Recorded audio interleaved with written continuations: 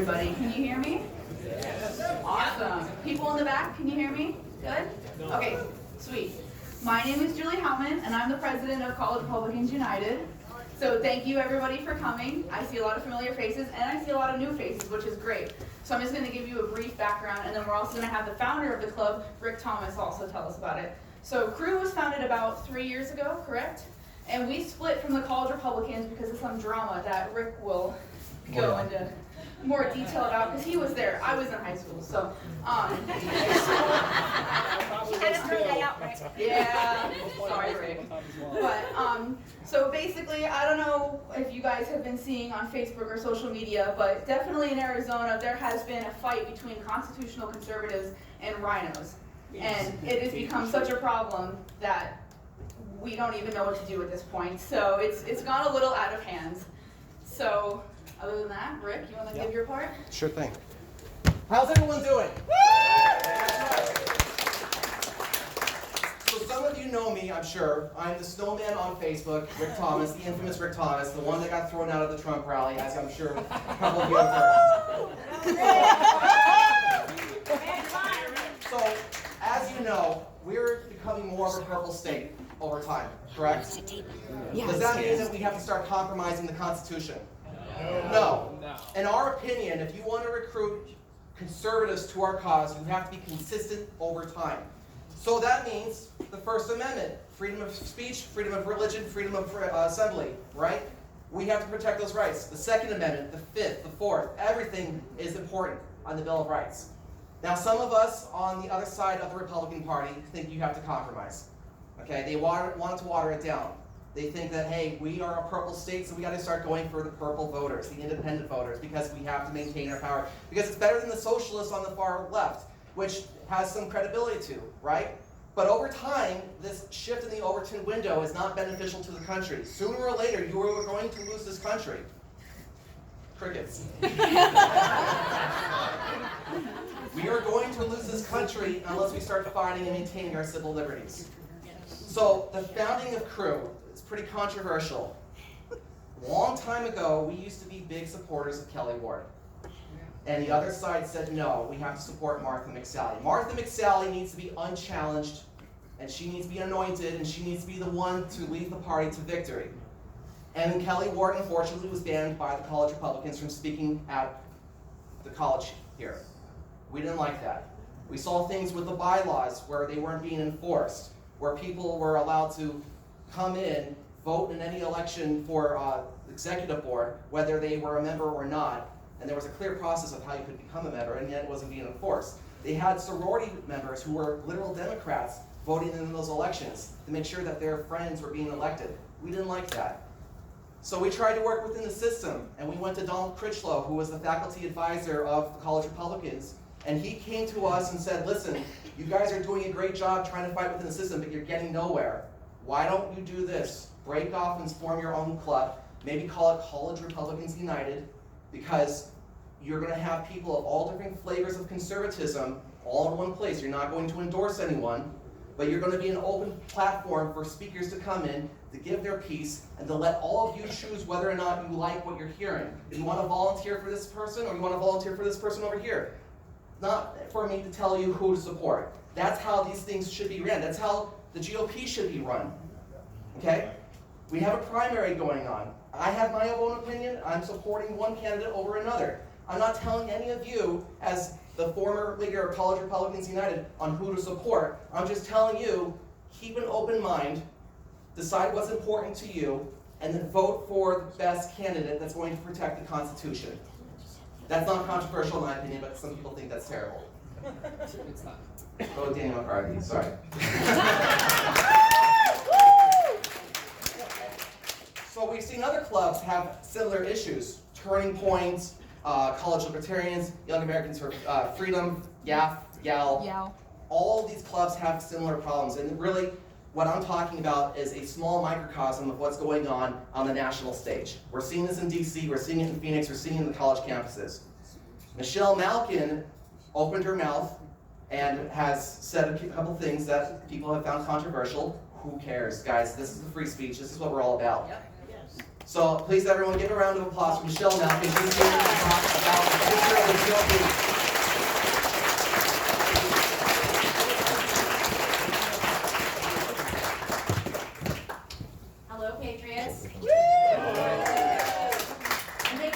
assumption here that everyone, no matter what part of the political spectrum you are on, do self-identify as patriots, yes? Yes, that's wonderful. So I always like to get sort of a demographic lay of the land here. How many of you call yourselves constitutional conservatives?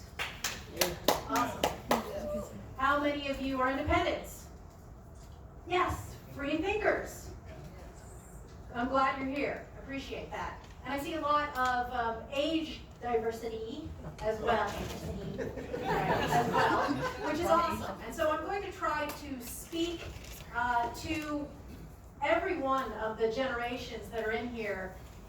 And I am largely going to direct my remarks at this idea of the fissures between the mainstream rhinos and those of us who do consider ourselves true America First nationalists, period.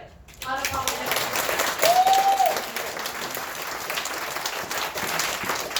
So I've been having a little nostalgia because it was almost exactly a year ago that I did stand on the stage at the mainstream national premiere event of the year, the Conservative Political Action Conference, CPAC. Did anyone see my speech? I did. So, out of all of the things that I had said in about 20 to 25 minutes about what I believe and have always believed is the most important issue for any sovereign nation, and that is our sovereignty and our ability to enforce it. Out of all of the messages that one could have picked out, the only thing that the left wing and the Never Trump establishment GOP heard out of my speech was a single phrase that, of course, is very relevant to Arizona politics. And that is when I condemned big business Republicans who have colluded with open borders Democrats, and I specifically mentioned the ghost of John McCain.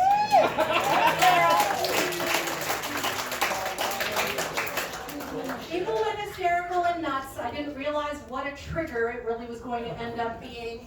Meghan McCain wept about it on The View. Cindy McCain chastised me, rapped me on the knuckles for daring to mention the name of her beloved sainted husband. But those of you who are grassroots constitutional conservatives in this room know the nightmare that John McCain wrought, not only on this state, but on our country.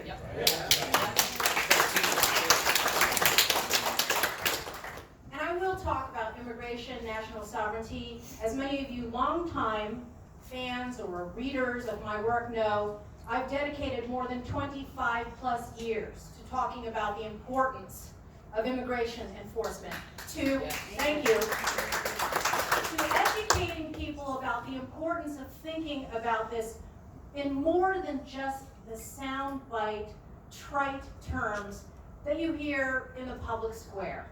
And I'm not just talking about left-wing TV. In a lot of ways, I'm also talking about mainstream conservative TV. Because of course there's a problem on our southern border. Newsflash, it's not like you haven't known that there's been a war, an undeclared war that's gone on the southern border for upwards of 3 decades. But what I've tried to do in so much of my work, whether it's my newspaper columns, my blog posts, my website, and 3 out of my 7 books, is to get people to think about the systemic issues. And of course, my first book, Invasion, which is a trigger word. Yes. No, I'm serious. Not only have I been told by the likes of the Southern Poverty Law Center that it amounts to hate, but, and this is where my big mouth gets in trouble, because I will not pull any punches on any side. I was actually told by a Fox News producer to not use the word invasion, to not use an accurate term for the long infiltration of people who don't belong here, people who disrespect our laws, people who have no interest in assimilating, and of course, the many, many, many people who hide among the larger population of upwards of 30 million illegal aliens who are not here to achieve the American dream, but to destroy it. The second of the what I call my Star Wars trilogy of immigration books. It's called Sold Out in 2015. And not enough people on the right have concentrated on the damage that expanding massively guest worker pipelines into this country have done to American workers, and in particular, American IT workers, and especially relevant on a college campus, students who've been told for years now to go into so-called STEM fields, science, technology, engineering, and math. That book largely focused on a program that was created in 1990, a bipartisan monstrosity.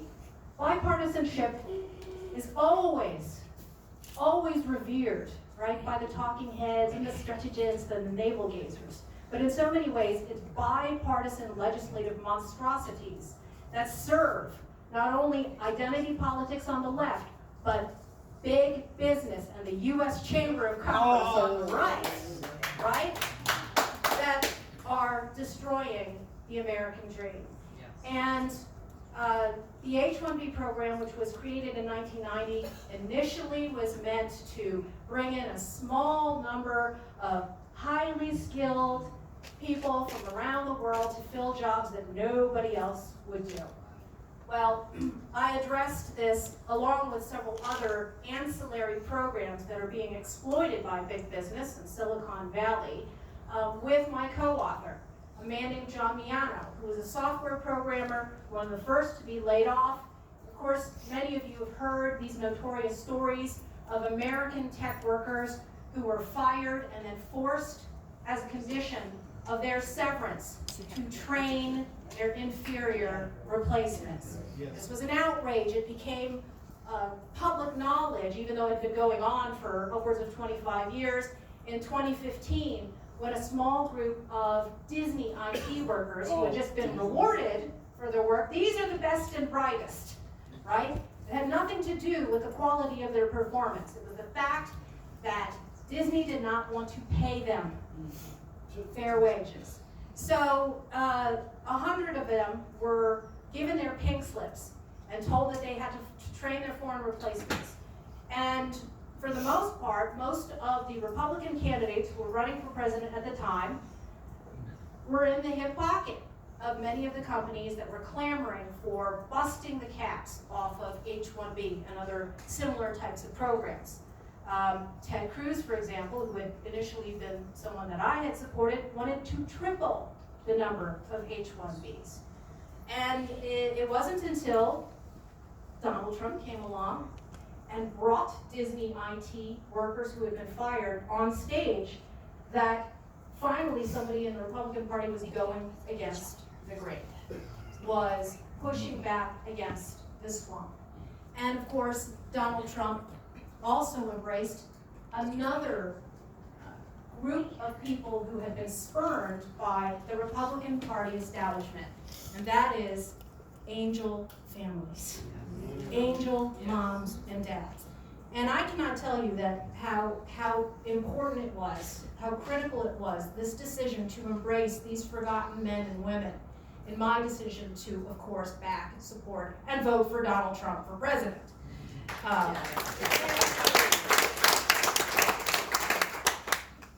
After that loser, I can't even say his name, so let's just say his secret name, Pierre Delecto.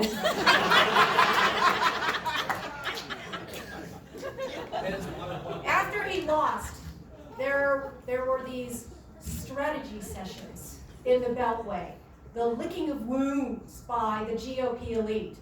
What did we do wrong? Well, you picked a loser candidate, that's why.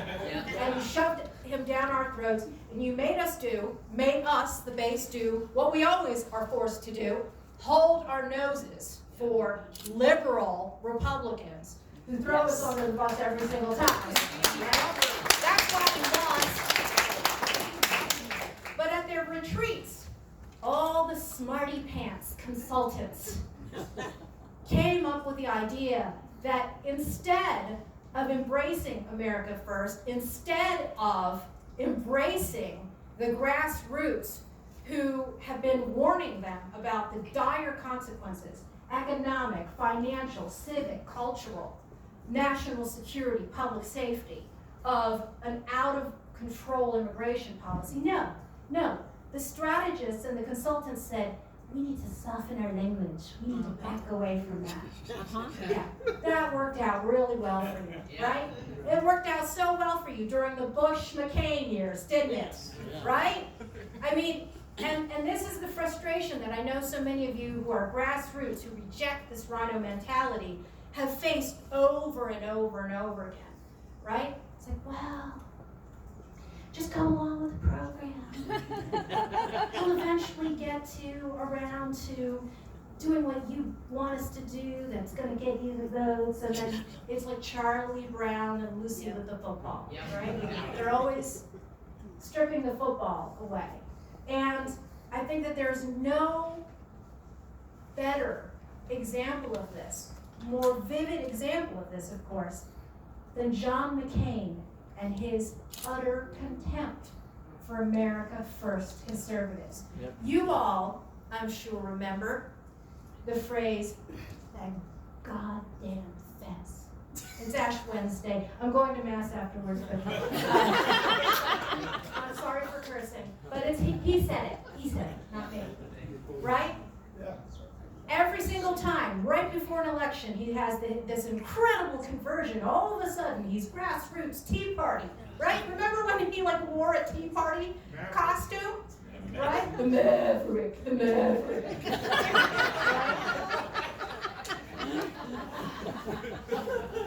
Right? He's all, he was like, he out-Trumped Trump, right? Before Trump was Trump, on immigration. And then what did he do? As soon as he was elected, threw us under the bus. Well, the third in my Star Wars trilogy of immigration books, my most recent one that I've been on my book tour for the last 6 months, is Open Borders Incorporated. And the investigative mantra for the book, which is something that I've employed with so many of my investigative columns on immigration and national security over the years, is that you have to follow the money to find the truth. And of course, I did this with McCain throughout his career. Many of you may have heard of a nice little pay-for-play entity that he created for himself called the Reform Institute. Have you even heard of this? Right. So they're based in DC, and it was a way for him to continue to court all of his corporate donors. And on the board of the Reform Institute was a former high-level Mexican government official, one of the nastiest anti-American amnesty shills that you'd ever see on TV, a man that I dueled on Fox News on many occasions, named Juan Hernandez.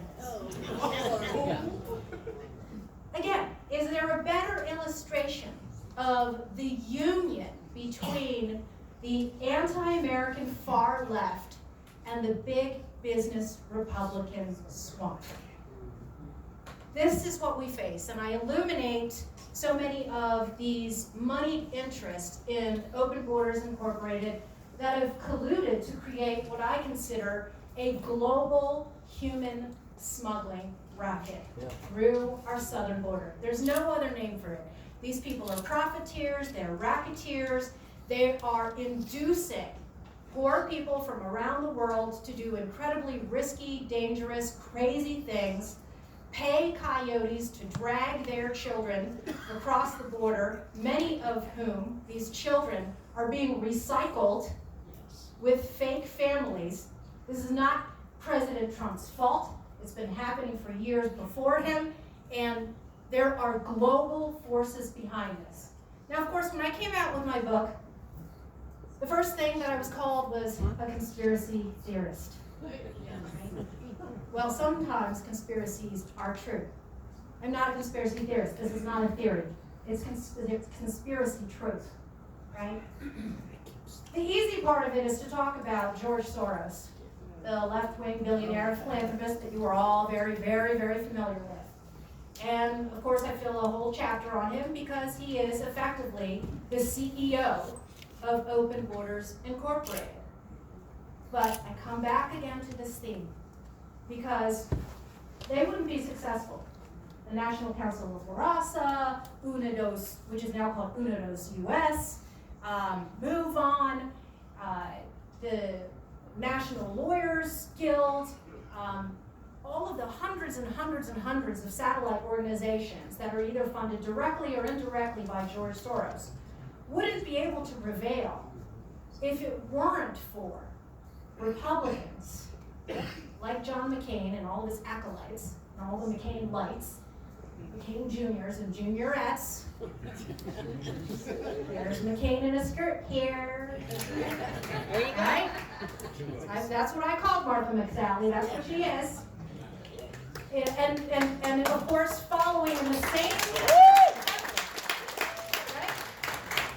She was signed on to DACA amnesty legislation, quietly asked to get her name removed, jumped on a bill that was a good bill, the Goodlatte bill, that would institute a lot of systemic immigration, true immigration enforcement reforms, all over the map. And it's people like that and their funders who make it possible for the far left identity politics, open borders, globalists and transnationalists to have their way. Let me give you another specific example of this. And again, Arizona comes into play. Kelly Ward? I'm talking about a specific program, and if we can talk about her in Q&A. Yay! So I've talked about this human smuggling racket through the southern border, and you can pick up a copy of Open Borders. I think it's available everywhere. It hasn't been banned on Amazon yet. Yes. And there are so many other nonprofit organizations. I'm a Catholic, but the Catholic Church is one of the biggest culprits when it comes to subsidizing and promoting Open Borders Incorporated.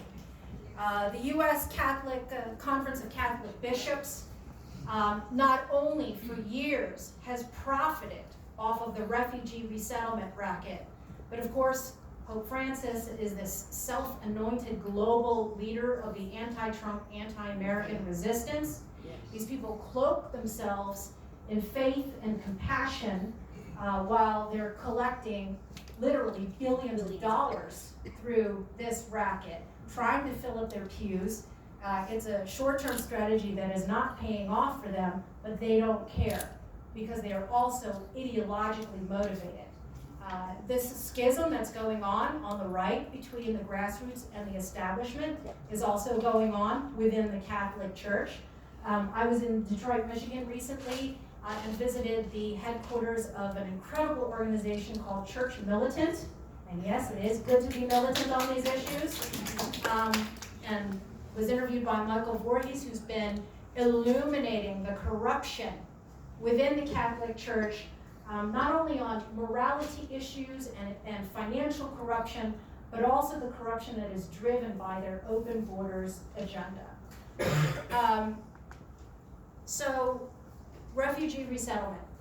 Your governor is one of the 18 Republican governors who defied an invaluable executive order that President Trump signed that restored local control over the decisions of bringing in massive numbers of refugees and dumping them in communities that had no say in the transformation of their backyards by this global racket as well.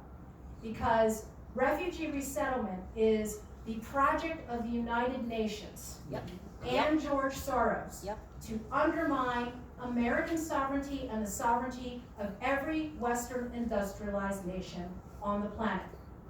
And it's worked brilliantly for them. It's been a disaster for everybody else. If you look at the Twin Cities in Minnesota, that is the goal for every major city in this country. And so this executive order would have given people more say in who and how many and when and what limits. And yet 18 Republican governors decided to throw their own people under the bus and say yes. Say yes to the U.S. Conference of Catholic Bishops, say yes to the Lutheran Immigrant and Refugee Services, which was responsible for sponsoring Ilhan Omar, head of the anti-American squad. These people have no accountability after they bring this pipeline of refugees into the country. Right. Up to this point, we now have about 3 million total here. And they're coming largely from countries that are breeding grounds for terrorism. Here in Arizona, the largest amount of refugees have come from the Democratic Republic of the Congo, but you've got Iraq, Syria, Somalia. Let's talk about demographic math for a second. Because if you think that this has no electoral consequences, then you've not been paying attention, right? Now, merely talking about the demographic math, merely questioning whether we have reached our limits, will get you called all the names. I've been called all of them. You see my skin. It does not immunize me from being called, yes, a white supremacist. I'm on the SPLC list. Antifa's gone after me. I know, like, my hood is just so pointy and scary, right? I am the child of legal immigrants, naturalized Americans to this country. And it has always been our motto, our ingrained sense that it is a privilege to be in this country, not an entitlement. Yes. That is a very radical thing to say on a college campus, on TV airwaves. And what will happen is people will question me and they'll say, well, you just want to pull the ladder up. Well, no, actually, it's the very system that my parents were beneficiaries of that I'm trying to preserve for this country. I only have one loyalty, and that's what it means, right? Because now there is a huge debate, both within the right as well as across the country, of what it means to be America first. I love my ancestral homeland. I've been there many times. I was there last summer. I brought my teenage son for the first time. Although I can't speak Tagalog fluently, I can understand it fluently, which is great because when people assume I don't know what they're talking about. I love the food, I love the culture, I love my family, but I'm an American. I'm not a Filipino American, I'm not an Asian American. And by the way, that is the most absurd manufactured category. Like, when I went to college from South Jersey to this small, radically liberal arts college. I know that's so redundant these days. I went to a college called Oberlin College. It's notorious for its fake hate crimes. It was considered the breeding ground for this whole idea of safe spaces. Right? That was Oberlin. One of my classmates was the mayor of Baltimore when the Freddie Gray riots happened, and so she created literally a safe space for the rioters. Okay, but when I went off to college, I was placed involuntarily in a dormitory called Asia House, which I just found to be the most puzzling thing.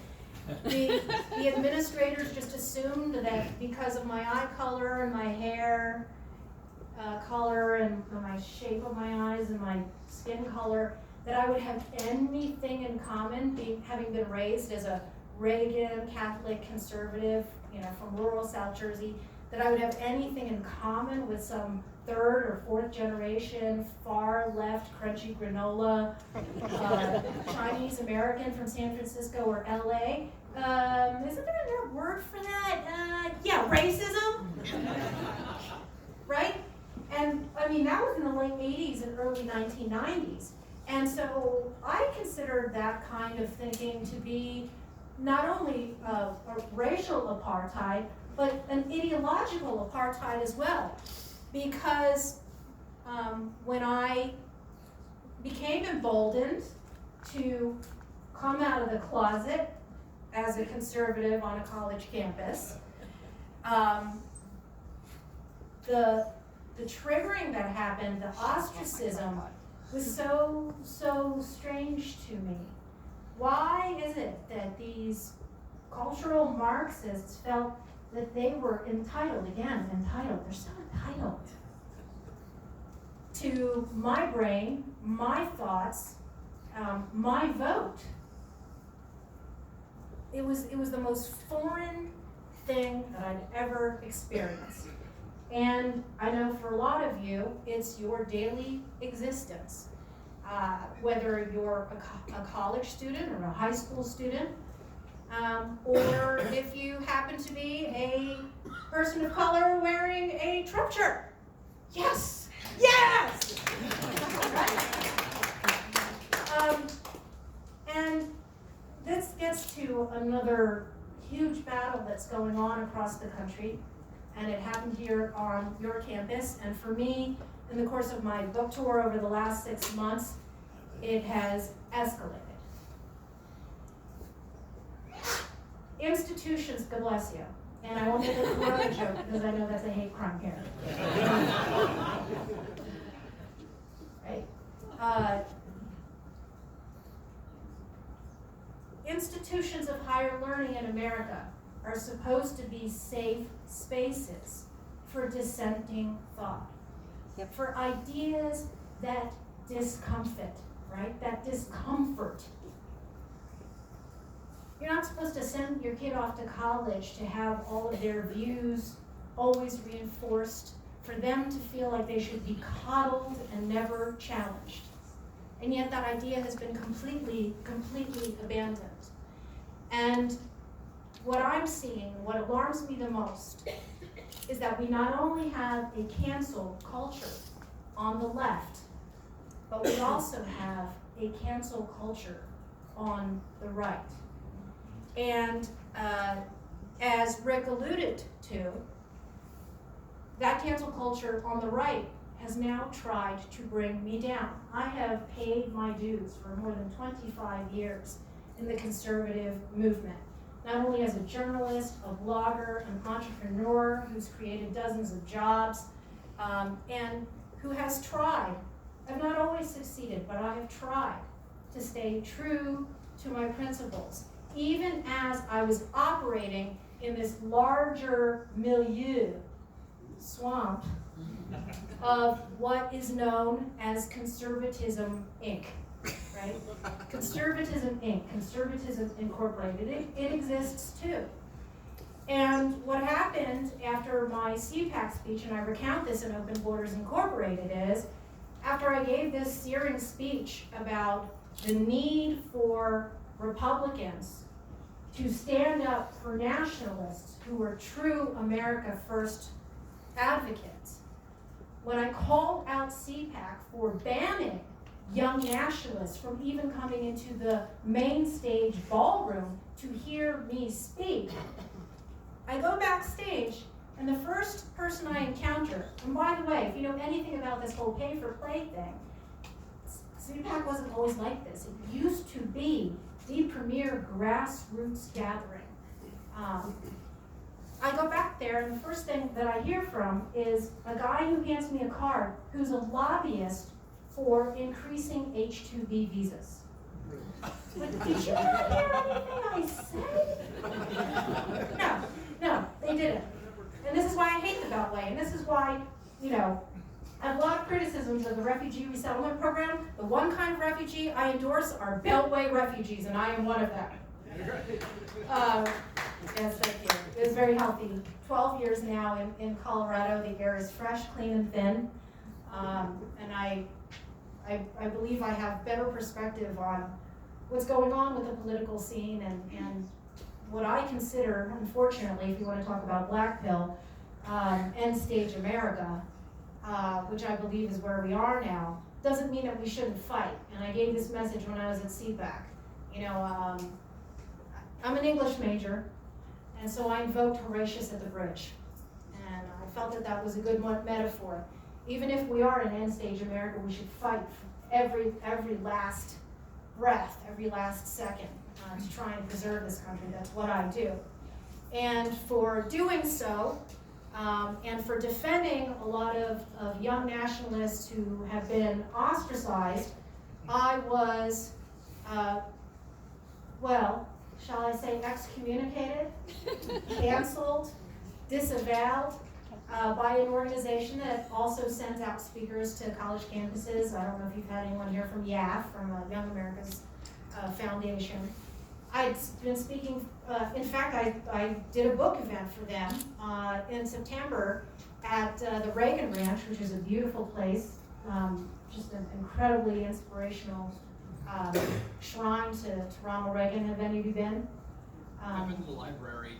Yeah, the Reagan Library. It is amazing. Yeah. These are great places.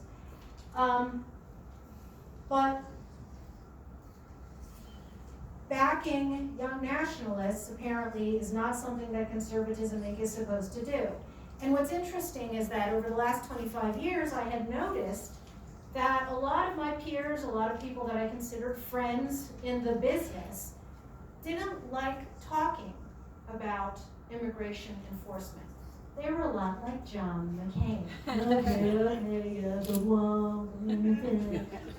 Right? But they didn't really care. And they should care. They should care. Because if they don't care about the public safety consequences, if they don't care about MS-13 serial rapists and predators infiltrating the public schools because their kids are in private schools, if they don't care that American IT workers are being displaced en masse by H-1Bs and L-1s and B-2s and B-1s, maybe they should care because there are electoral consequences. For this, I'm called, like I said, a conspiracy theorist. For this, I've been called a xenophobe and a racist.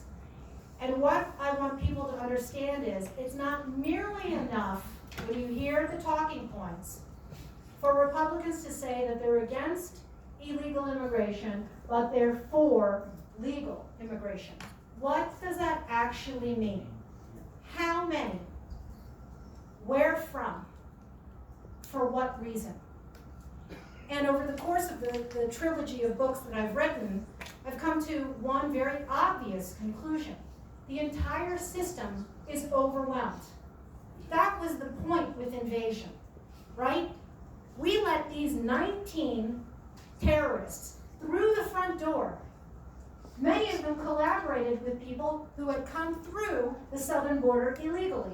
And I never tired of reminding of this, people of this. Of course, it caused, I had a debate in the fall with Soros